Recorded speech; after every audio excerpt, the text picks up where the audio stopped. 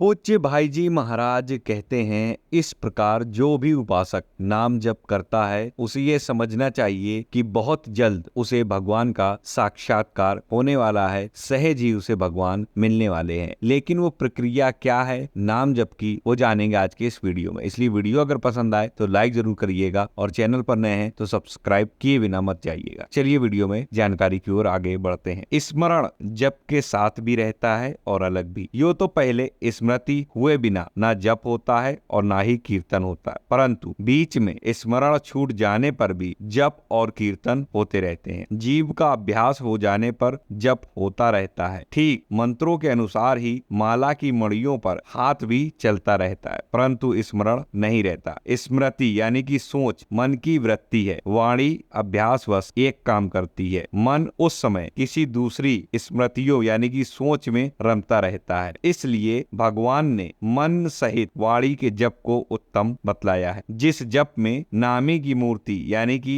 जिस नाम का आप जप करते हैं उस भगवान की मूर्ति, उसके गुण, उसके भाव या नाम की स्मृति रहती है अगर, तो वह जप स्मरण युक्त कहलाता है। जो जप केवल जीभ से होता है वह जप स्मरण रहित कहा जाता है। स्मरण रहित की अपेक्षा स्मरण युक्त जप का महात्म्य अधिक है, क्योंकि उसमें मन वाणी दोनों एक काम करते हैं। महात्मा पुरुषों के वचन है कि जिसकी जबान और मन दोनों एक से होते हैं वही सच्चा साधु है। स्मरण युक्त जप में जबान और मन दोनों की एक तनता हो जाती है, इसलिए उसका फल बहुत विशेष है। परंतु स्मरण ऐसा भी होता है जो केवल स्मरण ही कहलाता है, जप नहीं। जप वही होता है जिसकी संख्या होती है, स्मरण की कोई संख्या नहीं होती है। जहाँ तक स्मरण का पूरा अभ्यास ना हो वहां तक तो स्मरण युक्त जप ही करने की चेष्टा करनी चाहिए, परंतु जब स्मरण का पूरा अभ्यास हो जाए तब फिर जप की कोई आवश्यकता नहीं रहती। ऐसे अनन्य स्मरण की विधि और उसका फल श्री भगवान बतलाते हैं कि जो पुरुष अनन्य चित्त होकर सदा सर्वदा मुझे स्मरण करता है, मुझे निरंतर स्मरण करने वाले ऐसे भक्त, ऐसे योगी के लिए मैं सुलभ हूँ। चित्त में दूसरे विषय को कभी स्थान न देता हो, प्रतिदिन और प्रतिक्षण उसी की स्मृति में बनी रहे। इस प्रकार नित्य लगे रहने वाले के लिए भगवान सहज और सस्ते हो जाते हैं। परंतु इस स्मरण का रूप कैसा होता है ये भक्तराज कबीर जी बताते हैं। सुमिरन की सुधियो करो जैसे कामी काम, एक पलक ना बिसरै निस दिन आठो याम। सुमिरन की सुधियो करो जो सुर भी सुत माही, कह कबीर चारो चरत